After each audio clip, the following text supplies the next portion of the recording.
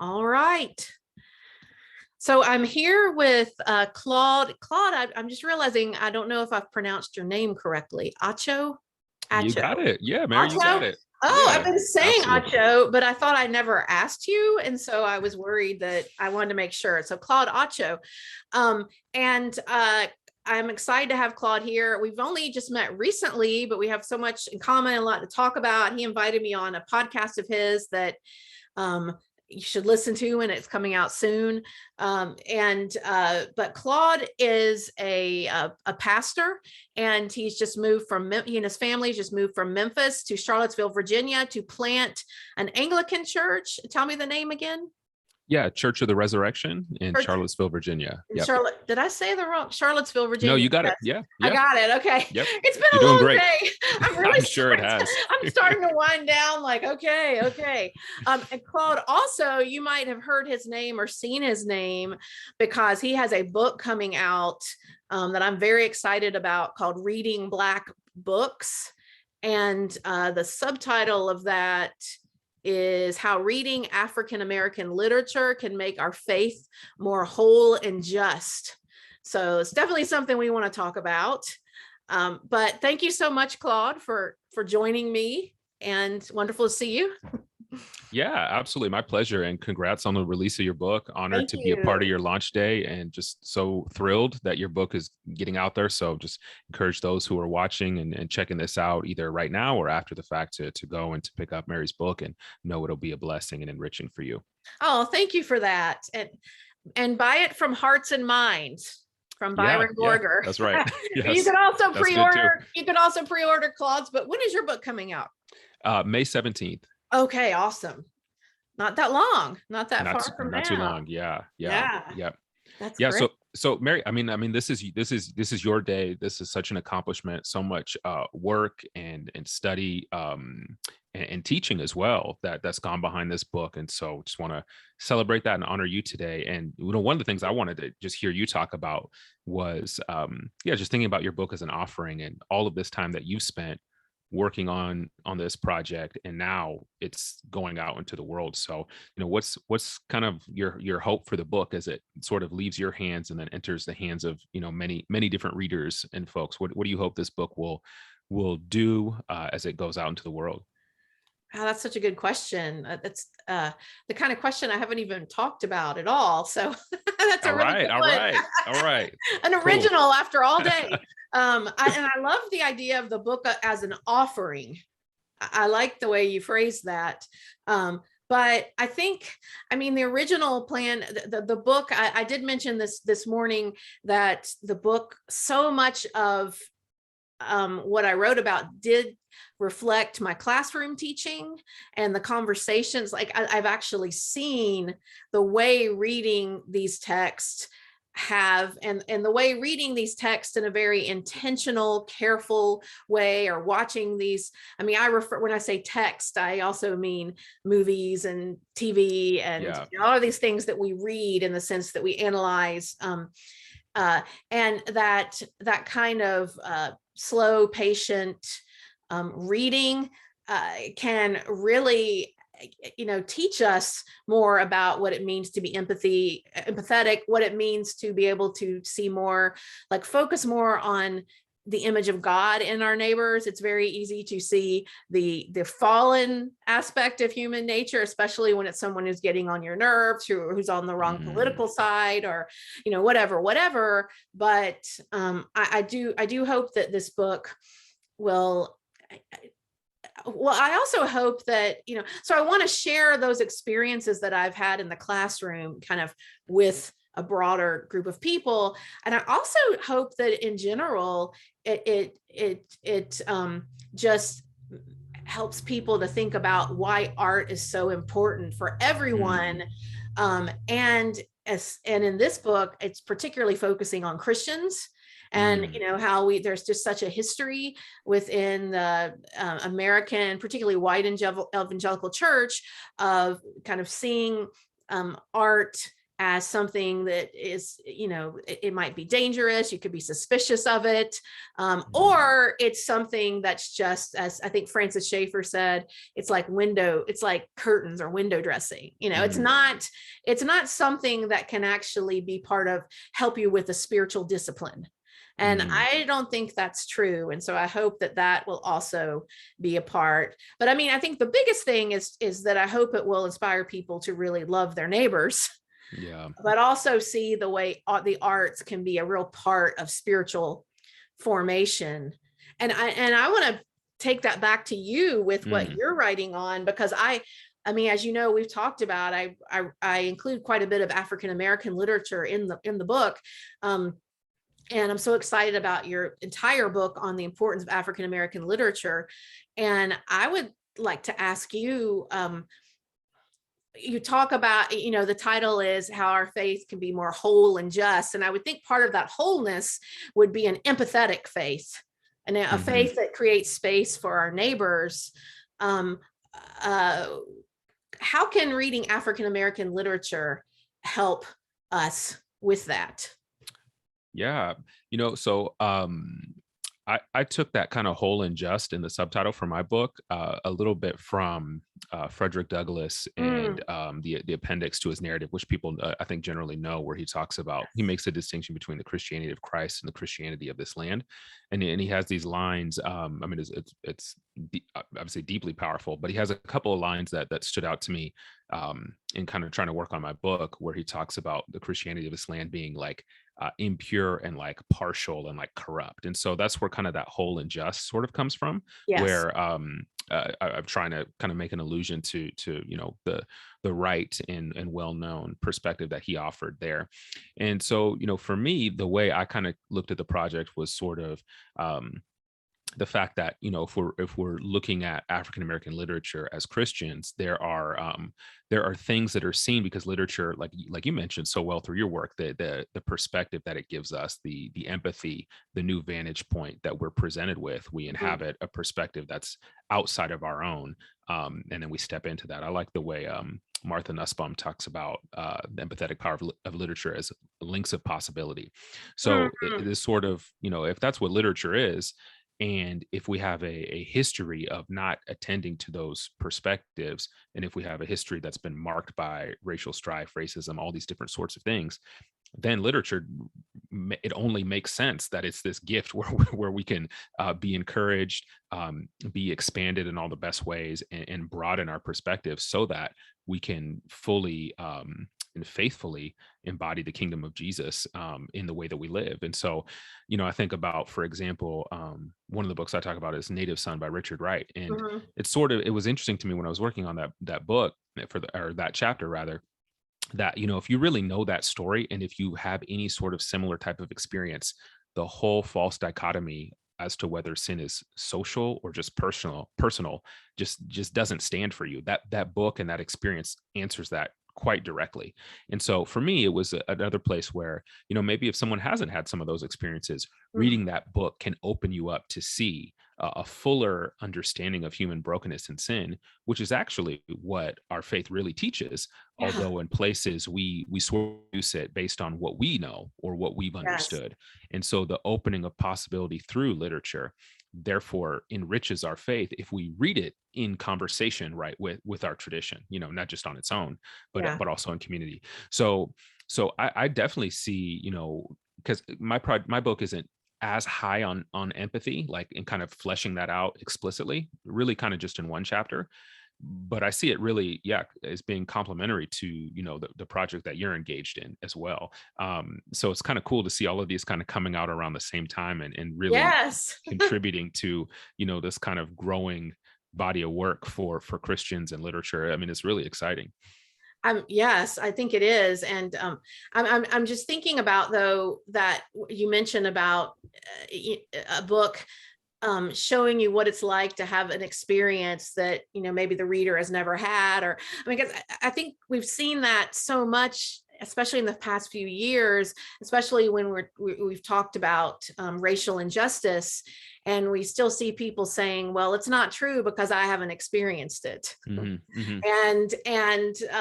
maybe they haven't experienced, but this idea that, something is only true based on my experience. I mean, that's kind of the opposite of Christianity. Isn't something is true because I feel it or I experience it. It's Right. something is true because, there is injustice. There is the Imago Dei. There is injustice. And I feel like, the text that you're talking about can help us to learn how to see and to really, I just had a conversation. I'm thinking, who did I talk to today? I think it was with Joe Kikasola about the hate you give, and about the experience of that, the young woman in the teenager in the book, and seeing her friend get shot and killed, and how the book does such a good job of, not in a voyeuristic way, not in a gratuitous way, but showing, what is it like to be a teenager who, is in a Black neighborhood going to a private white school and has witnessed this horrible thing, and feels that sense of when you're 16 years old, you want people to accept you. So she's afraid to speak out, and she's afraid to have the white friends think a certain way of her. It's just, it just really takes you into her mindset and gives you empathy for, she's a full human character. She's not a caricature, and I feel like, it's important. And with this literature talking about Richard Wright, oh my gosh. And I think that throughout the history of this country, so much of the root of the sin we've seen, as far as like race, of course, it goes back to pride and money and all of that, but is the, kind of stomping on the image of God and ignoring the image of God and other human beings. And so maybe literature can, again, what I hit on a lot, can help us kind of learn to see that again. Yeah. And especially in these works of these people whose stories have not been told, have not been represented. So I'm so thankful. I don't even know of many other books written for a specifically Christian audience that is about African American literature. Are there? I don't think there are necessarily, maybe not at a general level. I think at an academic level, there's obviously a lot of people doing detailed great work for a long time. But yeah, not really at a general level, I don't think, but I'm sure there'll be more, and there's definitely a lot more room to cover. So hope what I do is a small obvious in that direction. Yes, I hope so too. So well, I know you had some other questions. I do, yeah. So, obviously we're talking about both of our projects. I'm just curious for you, Barry, what was the biggest gift and the biggest challenge in writing your book? Biggest gift, the biggest challenge, just writing is hard. And writing when you're teaching 4 classes and you have a lot that just hard. And I love, there's a I think it's Dorothy Parker quote, you probably know it too, that I hate writing, I love having written. I just don't I do like, I have a love-hate with writing. I feel compelled, like I want to get this out, I want to put this out there, but when I sit down to do it, it's like facing yourself. And it's like, is this really the best I can do? And I remember when I was in college, and a friend and I realized we were last minute perfectionists. We would turn our paper in, we'd start our paper the night before at midnight, so that if it didn't get a good grade, we could say, oh, I waited the night before at midnight. Oh, And so it's like, you're always putting these, and so it's like you're fighting with yourself. And that's the hard part. Writing is I find it isolating. So anyway, gosh, I'm going on all the hard things, not the gift. Yeah. What's been a gift? And then maybe even related to that, did you, I think the other thing that's interesting of writing is, you obviously conceive your project, you're working on it, but then new revelation comes as you write, right? So maybe, could you maybe attach to the gift of writing, like, were there, did you change your mind on certain things? Did you go in certain different directions that you didn't before? Maybe you could speak to that in relation to the gift of writing this book as Yeah. well. Yeah. And I didn't want to just start with the negative. I'm just saying I do Yeah. find writing hard, but at the same time, especially when you have a draft and you go back and you revise, and that's fun, because you've got it out, so you can deal with it. But I mean, it is a gift to be able to write. It really is a gift. And well, I mean, I'm most excited about the kind of conversations that will come out of it, honestly, because as much as writing is isolating, well, it is a gift to be able to spend time and go deeper into these texts, because that right there is non-isolating, and that is communal. I mean, the practice of reading is communal. Even if you're reading by yourself, you are, if you do think of the author as, or the creator of the show or whatever, as made in God's image and wanting to say something to you, that's always a really powerful, important experience.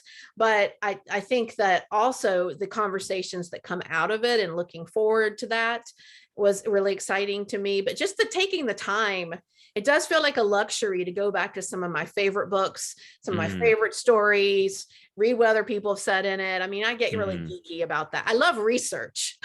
Okay. I like research more than writing, I think. Although I'm very fast with writing, and maybe the research takes me a longer time, but it's probably because I get very sidetracked because I get so interested. And I mean, there's a real joy in discovering. So let me try to think of some of the things that what were kind of new revelations to me as I read. I mean, I realized I had a hard time even selecting what I was going to put in the book, because when I started thinking about it, I realized that empathy was kind of at the heart of most of the art that I really love. Yeah. Because the art that I really love was about representing the human condition in a realistic fashion that is honest and really pushes us towards connection rather than separation. So I think I realized there were much more. I mean, there were just so many more connections. I never thought that I would write a chapter in which I talk about, like, what's the weird, I'm trying to think of the weirdest chapter I have in there. It's which has are those all in the same chapter now? I can't even remember my own book, but to compare, to have I think Flannery O'Connor with C.S. Lewis. Those aren't too surprising. With Sufjan Stevens, with Better Call Saul, with A Raisin in the Sun.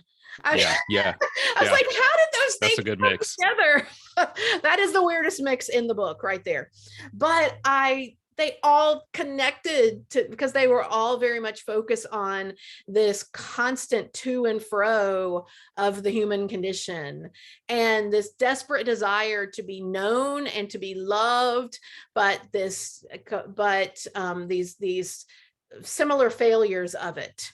And these tendencies towards narcissism and tendencies towards pride and all of this. And so to me, when I study kind of seemingly disparate works of art and see their connectedness, this really helps me to believe more in a God who is the author of all of it. See those it's kind of like when I was in college and I loved having classes that really connected to one another. You'd be studying something similar in 4 different classes and realize, so I guess that, to me, I'm not giving a real specific insight, but just that experience, like that chapter, I did not plan for all that to happen. So that was really fun. Yeah. So, well, I think we're about time to just wrap it up. It's so short. I keep telling everybody I wish we could talk longer, but I'm planning another podcast in the future. So I will ask everyone back. Absolutely. Yeah. Yeah. And well, you have a podcast coming up. What's the name? Yes. Good Lit with Christ and Pop Culture. Got a couple little delays with it, but yeah, hopefully that'll be coming soon. And just more kind of these sort of conversations. So and is it, yeah. sorry, go ahead. No, I was just gonna say I'm just honored to get to be a part of your launch day Oh, thank and be on you. this too. So thank you. Yes. Well, I do have one more question for you. Sorry, Yeah. I said, I sound like I was cutting off. I do want to ask you if you had to recommend, because I know you're a huge reader. If you wanted to recommend to people listening, what's one book that you would recommend? Run out, buy it, read it this weekend to help them Oh man. become more empathetic. I know there are Oh man. many. I know there are many, but just come up with one for now.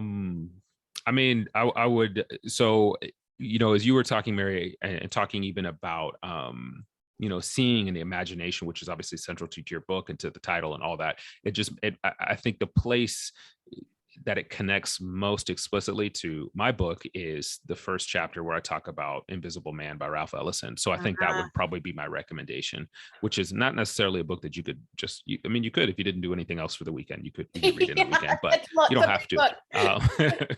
So that would probably be my recommendation. And he talks about, what will it take for people to see me? And obviously the theme of it being invisible, he's not literally invisible, but, metaphorically and in terms of kind of his existential existence in terms of how people perceive him. So I think it has the most direct thread to some of what we've talked about and what your book takes up. So that would be my recommendation. Oh, that's an awesome recommendation. And I love that novel. It's Me tough. I too. mean, many of these are very tough reading emotionally, but they're Yeah. important Yeah. because they're telling the truth.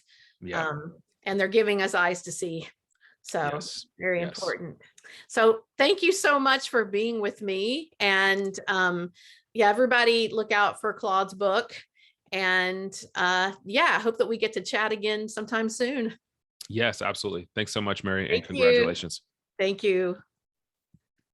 Okay.